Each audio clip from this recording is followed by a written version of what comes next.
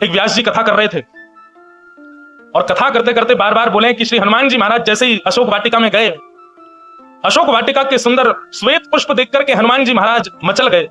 अब जैसे ही उन्होंने श्वेत पुष्प कहा, श्वेत पुष्प सुनते ही वहां पर हनुमान जी दिव्य प्रकट हो गए और प्रकट होकर के व्यास जी से बोले आप ये कथा गलत सुना रहे हो और मैं बहुत दिनों से सुन रहा हूं आपकी कथा में। आप हर बार कथा में ये कहते हो कि अशोक वाटिका के श्वेत पुष्प मां श्वेत पुष्प नहीं थे, मां लाल पुष्प थे।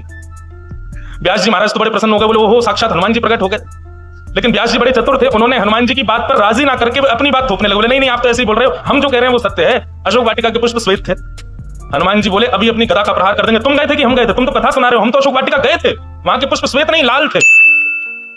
व्यास जी बोले मैं व्यासपीठ पर बैठा हूं, आप गदा का प्रहार नहीं कर सकते। व्यास विष्णु रूप है, व्यास विष्णु स्वरूप होता है, राम जी का रूप होता है। लेकिन हम अपनी बात पर अटल रहेंगे कि अशोक वाटिका के पुष्प श्वेत थे।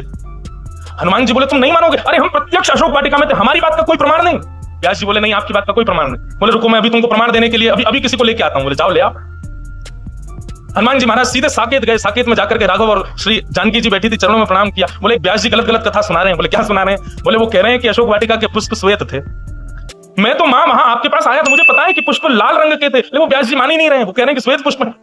आप चल करके गवाही दे दो और उनसे जाके कह दो कि पुष्प लाल थे, आपने तो देखे, आप तो अशोक वाटिका में थे। जानकी जी बोली ठीक है हम आते हैं चलो।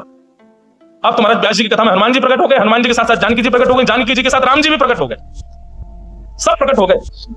हनुमान जी सबको ले आए और हनुमान जी बोले फैसला कीजिए, ये व्यास जी मंच पर बैठे बैठे गलत बात कह रहे हैं, ये कह रहे हैं अशोक वाटिका के पुष्प श्वेत थे। मां आप बता दीजिए अशोक वाटिका के पुष्प लाल थे।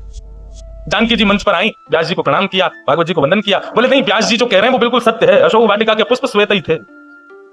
हनुमान जी महाराज उदास होकर के बैठ गए। बोले ये क्या बात हुई, मतलब व्यास जी मंच पर बैठे सब उनके पक्ष में चले गए? मुझे मेरे नेत्रों पर भरोसा है मां, आप ऐसा कैसे कह सकते हो? मुझे पता है वहां के पुष्प लाल थे। जानकी जी ने जाकर के हनुमान जी के सिर पर वरदहस्त फेरते हुए कहा हनुमान जी पुष्प तो श्वेत ही थे, लेकिन रावण के पुष्प वाटिका में हमको बंधी देख तुमको इतना क्रोध आ रहा था कि तुम्हारे नेत्रों में लालिमा आ गई थी, जिसके कारण श्वेत भी तुमको लाल ही दिख रहे थे।